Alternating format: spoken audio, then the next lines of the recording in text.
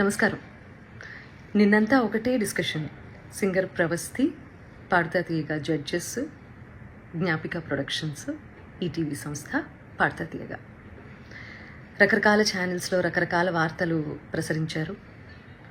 And ఆ అమ్మాయి చాలా యూట్యూబ్ ఛానల్స్కి ఇంటర్వ్యూ ఇచ్చింది, ఎక్స్పోజ్ చేసే ప్రయత్నం చేసింది. బేసిక్గా అంటే ఇవన్నీ ఛానల్స్ వాడిన భాష అండ్ తను ఎక్స్పోజ్ చేద్దాం అనుకున్నాను అని చెప్పింది కాబట్టి ఆ మాట వాడాల్సి వస్తుంది. అండ్ ఆల్సో డైరెక్ట్గా సునీత అని మాట్లాడింది కాబట్టి నేను ఈ వీడియో చేస్తున్నానండి. ఫస్ట్ ఆఫ్ ఆల్ ప్రవస్తి, చిన్నప్పటి నుంచి నిన్ను బాలుగారు, జానకి గారు, చిత్రమ్మ అందరూ ఒళ్ళో కూర్చోబెట్టుకున్నట్టే నేను కూడా నిన్ను ఒళ్ళో కూర్చోబెట్టుకుని ముద్దు చేశానమ్మా. ఇప్పుడు నీకు 19 ఏళ్ళు కదా, అలాగే ఒళ్ళో కూర్చోబెట్టుకుని ముద్దు చేస్తే బాగుండదు కదా. చిన్నప్పుడు చాలా బాగా పాడావు అనే దానికంటే చాలా ముద్దుగా పాడావు అనేవారు, నీకు గుర్తుందో లేదో. ముద్దుగా ఉండేదానివి, ముద్దుగా పాడేదానివి, చాలా బాగా పాడేదానివి. చిన్నప్పుడు పాడినట్టు 19 ఏళ్ళకు కూడా కన్సిస్టెన్సీ మెయింటైన్ చేసి ఉంటే సంతోషించే వాళ్ళలో మొట్టమొదటి వ్యక్తి నేనే అవుతాను. ఎందుకంటే మా ప్రవస్తి, మా శ్రీలలిత, మా ప్రణతి, మా గాయత్రి అని మేమే ఎక్కువ చెప్పుకొని మురిసిపోయే పిచ్చివాళ్ళం మేము. ఎందుకంటే ఎవరు బాగా పాడితే ఆ పాటలో కరిగిపోయి కన్నీళ్ల పర్యంతం అయిపోయి ఏడ్చేసిన సందర్భాలు, ఏడ్చేసిన ఎపిసోడ్స్ చాలా ఉన్నాయి. అవి నువ్వు చూడలేదేమో, అవి మిస్ అయ్యావు అనుకుంటా. అలాంటి ప్రవస్తి ఈరోజు ఇంత పెద్దదైపోయి రోడ్ మీదకి వెళ్ళి ఇంతమందితో మాట్లాడి తన బాధలు వెళ్ళగక్కుని మమ్మల్ని మా గురించి చర్చించే స్థాయికి ఎదిగింది అంటే నాకు కొంచెం అసంతృప్తిగా కూడా ఉంది. But that doesn't matter for you, because నువ్వు చెప్పాలనుకున్నది చెప్పావు బయటికి వెళ్ళి. ప్రవస్తి, నీకు విషయం చెప్పాలమ్మా. నీకు పాడుతా తీయగా కాంపిటీషన్ మాత్రమే కాదు, డిఫరెంట్ ఛానల్స్లో కూడా కాంపిటీషన్లో నువ్వు పార్టిసిపేట్ చేసావు కదా, నీకు ప్రాసెస్ తెలీదమ్మా. సింగర్ సెలెక్షన్ అంటే సింగర్స్ పంపించేటటువంటి సాంగ్ సెలెక్షన్లో రైట్స్ అనేవి కూడా ప్రతి ఛానల్కి కొన్ని సాంగ్స్కి రైట్స్ ఉంటాయి. వాటిల్లోంచి కూడా సెలెక్ట్ చేయాలి అన్న ప్రాసెస్ నీకు తెలుసో లేదో నాకు తెలియదు, కానీ ఆడియన్స్ అందరికీ మాత్రం చెప్తే అన్ని విషయాలు చెప్పు. ప్రాసెస్ గురించి చెప్పు. ఆ ప్రాసెస్లో ఉన్నటువంటి రెస్ట్రిక్షన్స్, ఛానల్కి ఉన్నటువంటి రెస్ట్రిక్షన్స్ ఇవన్నీ కూడా మాట్లాడమ్మా. అప్పుడు నేను నిజంగా సంతోషిస్తాను. సో ఛానల్కి అండి కపుల్ ఆఫ్ రెస్ట్రిక్షన్స్ ఉంటాయి. మ్యూజిక్ని డిప్లాయ్ చేయడానికి, అంటే మ్యూజిక్ని వాడుకోవడానికి అన్ని పాటలకి రెస్ట్రిక్షన్, అన్ని పాటలకి లీనియన్స్ ఉండదు. కాబట్టి ఏంటంటే వీళ్ళు ఇచ్చే పార్టిసిపెంట్స్ ఇచ్చే సాంగ్ లిస్ట్లో వేటికైతే రైట్స్ ఉంటాయో అవి మాత్రమే కాంపిటీషన్లో పాడాల్సి ఉంటుంది. అవి నచ్చ చెప్తాం కూడా ప్రతిసారి. నచ్చ చెప్తా అంటే నేను కాదండి, మేనేజ్మెంట్. తర్వాత ఎన్నిసార్లు రిపీట్ అయింది అంతకుముందు కాంపిటీషన్లో ఆ పాట అనేది కూడా చూస్తారండి యాజమాన్యం. ఇదంతా కూడా మీకు తర్వాత జ్ఞాపిక వాళ్ళు ఎక్స్ప్లెయిన్ చేస్తారు, ఈ ప్రాసెస్ ఎలా సాగుతుంది అనేది.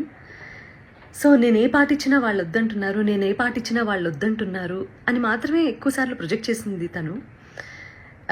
రీజన్ ఇది అని మీకు తెలియదు కదా, అందుకని చెప్తున్నాను. సో నేను కొరకొరా చూశాను అని చెప్పి అంటున్నావు కదా నాన్న.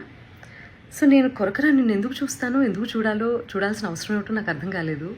అక్కడ ఉన్నటువంటి నేను, కీరవాణి గారు, చంద్రబోస్ గారు నిన్నే ఎందుకు టార్గెట్ చేశామనే విషయం నాకు ఇప్పటికీ ఆలోచించటానికి కూడా నాకు అసలు కనీసం ఆ థాట్ కూడా రావటం లేదు. బేసిక్గా నేను నిన్ను కొరకొరా ఎందుకు చూసానో మరి నాకు అర్థం కాలేదు. నువ్వు మర్చిపోయావు అనుకుంటా. నేను నీకు కొన్ని విషయాలు గుర్తు చేస్తాను. ఏంటంటే అమ్మా, క్లాసికల్ రౌండ్లోనే అనుకుంటా నీ దగ్గరికి వచ్చి మరి నువ్వు కొంచెం అప్సెట్గా ఉంటే, ప్రతిదానికి నువ్వు అప్సెట్ అయిపోతావు, ప్రతిదానికి ఇరిటేట్ అయిపోతావు. నీ వాయిస్ అలాంటిది. కొంతమంది ఇమోషన్స్ కంట్రోల్ చేసుకోగలుగుతారు, కొంతమంది కంట్రోల్ చేసుకోలేరు. నేను అమ్మ స్థానంలో ఉన్నాను కాబట్టి నేను అర్థం చేసుకోగలుగుతాను. నీ దగ్గరికి వచ్చి మరి మిగతా పార్టిసిపెంట్స్ సాక్ష్యంగా ఉన్నారు తల్లి. ఈ రోజుల్లో ఏంటంటే నువ్వు నా మీద ఇన్ని లిగేషన్స్ వేసావు, ప్రూవ్ చేసుకోవాల్సిన అవసరం కూడా నాకు ఉంది కదా, unfortunately are fortunately, what ever it may be. So వాళ్ళందరి మధ్యలో నీకే చెప్పాను వచ్చి, ప్రవస్తి క్లిక్ నడుస్తున్నప్పుడు నువ్వు దాన్ని బేస్ చేసుకొని పాడుతున్నావు. మృదంగం అటు ఇటు అయినా కూడా నువ్వు అప్సెట్ అవ్వాల్సిన అవసరం లేదమ్మా. నువ్వు ఎలా పాడావు అనేది నాకు తెలుసు, మా అందరికీ అర్థమైంది. అక్కడ కొంచెం మృదంగం నేనేదో ఇబ్బంది పెట్టినట్లుంది అని నేను నీ దగ్గరకు వచ్చి మాట్లాడాను. అది నువ్వు మర్చిపోయావేమో కానీ నీ మిగతా పార్టిసిపెంట్స్ అందరూ ఏంటో గుర్తుపెట్టుకున్నారు మరి. అండ్ ఇంకో విషయం, ఈ సిరీస్ సంబంధించి మాట్లాడుకుందాము. నువ్వు గాయత్రి ఫేవరెటిజం, శ్రీలలిత ఇంకోళ్ళు అని రకరకాల పేర్లు తీస్తున్నావు. నాకు అదేంటో అర్థం కావట్లేదు. కానీ వీళ్ళెవ్వరూ మ్యాంగో మ్యూజిక్లో పాడలేదమ్మా, నువ్వు తప్ప. నేను నిన్నే ఎందుకు పిలిచాను వీడియో చేయడానికి? నిహాల్ గారు నీ గురువు గారు అష్టలక్ష్మి స్తోత్రం చేసినప్పుడు నేను వెనకాల కోరస్ బ్యాచ్లో నువ్వు పాడావు, గుర్తుందా నీకు? రికార్డ్ చేసినప్పుడు వీడియో షూట్ చేసే టైంలో నేను ఒక్కదాన్నే షూట్ చేయొచ్చు తల్లి. నువ్వు బాడీ షేమింగ్ అని మాట్లాడుతున్నావు కదా, నేను వేరే ఎవరినో నలుగురిని నా వెనకాల కూర్చోపెట్టుకుని చేయొచ్చమ్మా. నేను పర్టికులర్గా పిలిచాను ఇంటికి. పాప ఒంటరిగా నువ్వు మీ అమ్మగారు వెళ్తారు, అయ్యో లేదు అలా కాదు అని చెప్పి మా వాళ్ళు ఏదో ఏర్పాట్లు చేసి దగ్గరుండి పంపించారు నీకు. ఇవన్నీ మర్చిపోతే ఎలా తల్లి నువ్వు? తప్పు కదా. కీరవాణి గారు పెళ్లి గురించి, అందులో కచేరీ గురించి మాట్లాడారు అని చెప్పి నువ్వు ఒక రెవల్యూషనరీ స్టేట్మెంట్స్ ఏవో పాస్ చేసావు కదా. పెళ్ళిళ్ళలో నేను కూడా పాడతాను, ఓకే? మొన్న రీసెంట్గా ఈరోజు ఇండియాలోనే టాప్ మోస్ట్ మ్యూజిక్ డైరెక్టర్ అయిన అనిరుద్ధ్ కూడా పెళ్ళిలో పాడారమ్మా. ఆయన ఒపీనియన్ ఆయన చెప్పారు. నేను ఇప్పటి వరకు పెళ్లి కచేరీలు ఎందుకు చేయలేదంటే అని వరల్డ్ మ్యూజిక్ డే సందర్భంగా ఒక గొప్ప సంగీత దర్శకుడు ఆయన పాయింట్ ఆఫ్ వ్యూ ఏంటనేది ఆయన ఎక్స్ప్లెయిన్ చేస్తే, నీలో ఉన్న ఇన్ఫీరియారిటీ కాంప్లెక్స్ మూలంగా అది నిన్నే అంటున్నారు అని అనుకొని అది నువ్వు ఓన్ చేసుకోవటం తప్పు కదా తల్లి. అసలు ఎవరన్నా ఫీల్ అవ్వాలి అంటే ఫస్ట్ నేను ఫీల్ అవ్వాలి ఆ ముక్కకి. ప్రవస్తి, నేను మీ అమ్మగారిని నువ్వు అని సంబోధించినందుకు నీకు బాధేసింది, అది అసలు సంస్కారమా అని మాట్లాడావు కదమ్మా.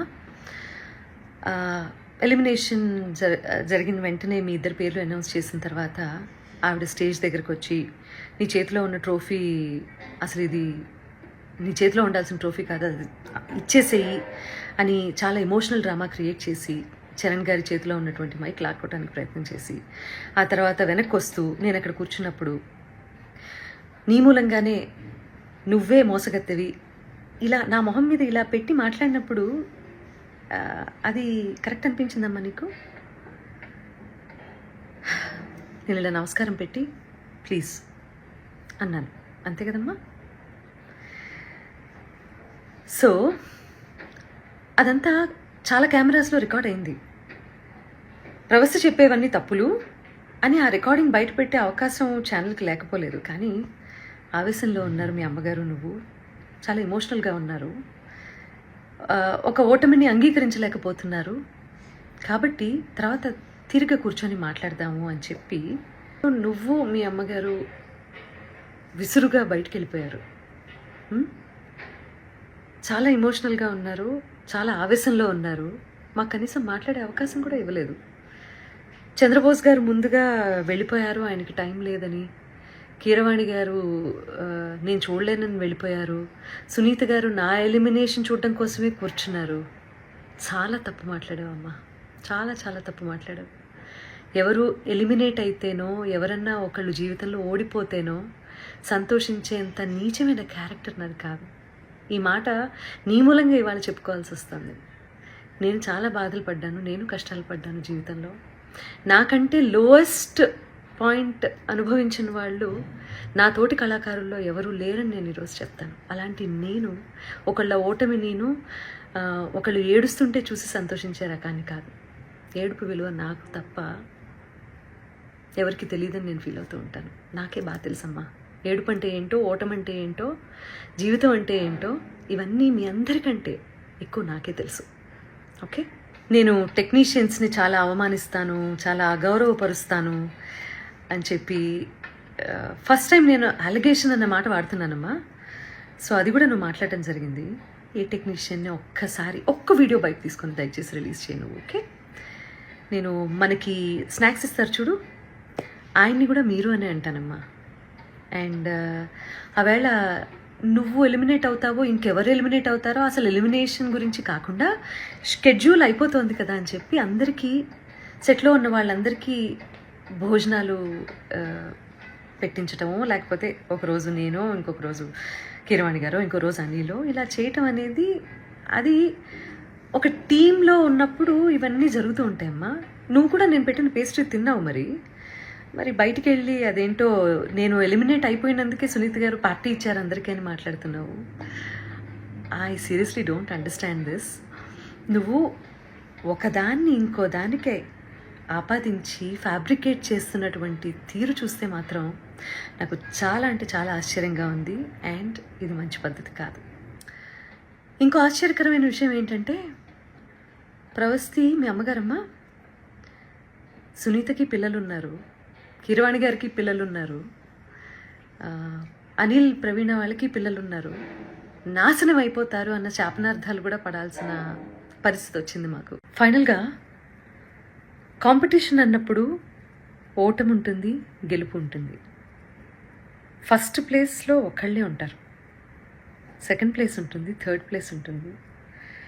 అలా అని చెప్పి ఈరోజు ఎలిమినేషన్లో నేను ఓడిపోయాను, లైఫ్లోనే నేను ఓడిపోయాను, నా జీవితం లేదు అని చాలా ఎక్కువగా ఊహించేసుకొని ఓటమిని హుందాగా తీసుకోలేకపోతే లైఫ్లో ఏవి నేర్చుకోవటానికి బ్రెయిన్ ఆ రకంగా పనిచేయదు. సీనియర్స్ అంటే రెస్పెక్ట్ ఉండాలి. అలాంటి రెస్పెక్ట్తోనే మేము ఇన్నాళ్ళు వాళ్ళు ఒక మాట అన్నా కూడా, మా పాటలు పాడించి తీసేసినా కూడా ఇలా ఛానల్స్కి వచ్చి ఎవరూ ఇంటర్వ్యూలు ఇవ్వలేదు. అది మేము మా గురువుల దగ్గర నుంచి మేము నేర్చుకున్నటువంటి విద్య. కాబట్టి ఈ జనరేషన్ అందరూ కూడా దయచేసి చాలా ఓవర్గా రియాక్ట్ అవ్వటం, ఓవర్గా సెన్సిటైజ్ చేసి టాపిక్ని అసలు ఎక్కడ ఇంప్రూవ్ అవ్వాలన్న విషయాన్ని మర్చిపోయి ఇలా బిహేవ్ చేయటం అనేది కరెక్ట్ కాదని చెప్తూ, పేరెంట్స్ కూడా పిల్లల్ని మంచి మార్గంలో, నాన్న నీకు తెలిసింది తక్కువే, తెలుసుకోవాల్సింది ఇంకా చాలా ఉంది అని చెప్పి వాళ్ళని ఎంకరేజ్ చేసే దిశగా మీరు కూడా వాళ్ళతో ఉంటారు అని చెప్పి ఆశిస్తూ, ఎందుకంటే తల్లి తండ్రి తర్వాత గురువు, ఆ గురువు స్థానంలో మా ముగ్గురిని చూసే మీరు కాంపిటీషన్కి వచ్చారు. గెలిచినప్పుడు వచ్చి కాళ్ళకి దండం పెట్టారు, ఓడిపోయినప్పుడు ఇలా బయటికి వెళ్ళి మా గురించి మీకేది నచ్చితే అది మాట్లాడుతున్నారు. ఇది మంచి పద్ధతి కాదు. ఇది ఒక జనరేషన్ డేంజర్లో పడేసేటటువంటి ఒక సిచ్యువేషన్. కాబట్టి ఆచితూచి మాట్లాడండి, ఆచితూచి నిర్ణయం తీసుకోండి. ఒకవేళ మేము ఆల్రెడీ సాధించేశాము లైఫ్లో అని అనుకున్నప్పుడు దయచేసి కాంపిటీషన్కి రాకండి. కాంపిటీషన్కి వస్తే మీరు మంచి మార్కులు తీసుకోవాల్సి వస్తుంది, సలహాలు సూచనలు తీసుకోవాల్సి వస్తుంది. కాబట్టి ఆచితూచి నిర్ణయం తీసుకోండి. ఈ కాంపిటీషన్ ద్వారా చాలామంది ఇది ప్రొఫెషన్ చేసుకొని చాలా ఫ్లరిష్ అవుతున్న వాళ్ళు చాలామంది ఉన్నారు. కాబట్టి నేను వాళ్ళు ఎందుకు బయటకు వచ్చి మాట్లాడటం లేదో, అఫ్కోర్స్ ఈరోజు సోషల్ మీడియాలో కింద కామెంట్సే కదా ఇంపార్టెంట్, వాటికి భయపడుతున్నారేమో నాకు తెలీదు. బట్ వాళ్ళందరూ కూడా వచ్చి మాట్లాడితే బాగుంటుంది. మంచి చేసింది కదా కాంపిటీషన్, మీకు మాట్లాడిన దాని గురించి కూడా. ప్రవస్తి, ఇప్పటికి కూడా నేను నీకు చెప్పేది ఒకటే, మేమందరూ నీ మంచినే కోరుకుంటాము. చిన్నప్పటి నుంచి ముద్దు చేసామన్నావు కదా, అలాగే ఇప్పుడు కూడా అదే తల్లి హృదయంతో నీకు చెప్తున్నాను నేను. నువ్వు ఆవేశంలో ఉన్నావు, కొంచెం కూల్గా ఆలోచించి జీవితంలో సరైన నిర్ణయాలు తీసుకొని మంచి గురువు దగ్గర సాధన చేసి మంచి పాటలు పాడి సంగీత ప్రపంచంలో నీకంటూ ఒక మార్క్ క్రియేట్ చేసుకుంటామని నేను కోరుకుంటున్నాను. ఎందుకంటే దేన్నైనా ఎవరైనా ఆపేంత కెపాసిటీ ఇక్కడ లేదమ్మా. ఎవరి టాలెంట్ని తొక్కేయలేరు, ఆపేయలేరు. అర్థమైందా? దానికి బెస్ట్ ఎగ్జాంపుల్స్ చాలామంది జీవిత చరిత్రలు ఉన్నాయి. వీలైతే నీకు టైం ఉంటే అవన్నీ ఒకసారి చదువు తీరిగ్గా, నీకే అర్థమవుతుంది. Okay, I wish you all the best and please take care.